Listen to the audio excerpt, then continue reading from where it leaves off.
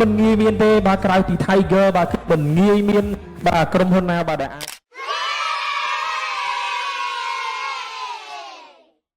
មើលខ្ញុំពីឲ្យគេបងប្អូនបាទថ្ងៃនេះយើងមានឱកាសទៅជួប Legend Manchester United បងប្អូនទាំងអស់គ្នាបានទាំងសញ្ញាបានទាំង selfie មួយគាត់ទៀតចង់ដឹងថាគាត់ជាអ្នកគេតោះទទួលស្នាងអស់គ្នា Let's go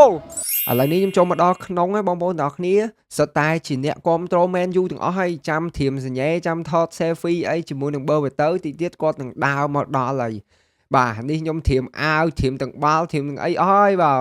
ហើយបន្ទាប់មកបាទយើងចាំបន្តិចនេះមកដល់ហើយ Legend Manchester United បាទអូយចាប់ទីច្បាស់បងប្អូនបាទអូក៏ដើរមកបានចាប់ដៃទីឡៃហ្នឹងខ្ញុំឥឡូវចាប់បាទថតតាន់ហើយបន្ទាប់មកទៀតនេះបាទខ្ញុំចូលឥឡូវដល់វេនខ្ញុំហើយខ្ញុំចូលបានលឿនបងប្អូនខ្ញុំដំបងសញ្ញាបាល់ខ្ញុំសញ្ញា3បងប្អូនច្រើនណាស់បាល់ហងឲ្យអាវ2ទៀតហើយនេះបាទគឺជាបាល់ដែលសញ្ញាបងប្អូនទាំងអស់គ្នាពីហត្ថលេខារបស់គាត់ហើយរួមជាមួយនឹងអាវ2ហើយបន្ទាប់មកយើងដល់វគ្គ selfie របស់យើងបាទបន្ទាប់ពី selfie ចប់មកគឺមានប៉ុណ្្នឹងទេបាទថ្ងៃនេះគឺយើងក៏ដើរត្រឡប់មកវិញជាធម្មតាបាទអូយបាទបានជួប Legend បាទទាត់ Man U មិននឹកស្មានមែនតើហ្មងបងប្អូនធ្លាប់ទៅលេងប៉េះឥឡូវបានជួបផ្ទាល់ហើយវីដេអូនេះមានប៉ុណ្្នឹងទេជួបគ្នាវីដេអូក្រោយបាយ